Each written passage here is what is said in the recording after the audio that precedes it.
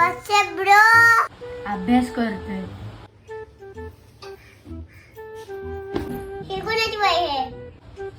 मित्राची. कॉपी करतोय. करावी लागते. का? शाळेत नव्हतो गेलो काल. का? पाऊस पडत होता. ज्याची वही आहे तो कुठे जातो? 4 घर सोडून.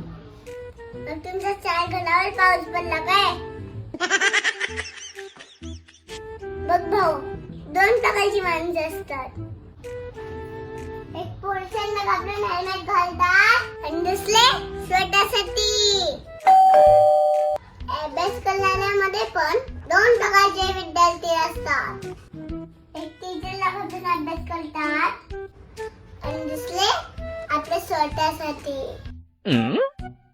जे लोक स्वतःसाठी अभ्यास करतात ते एक दिवस हुशार बनतातच. पण जे लोक टीचरला घाबरून अभ्यास करतात ते लोक डब्बू असतात.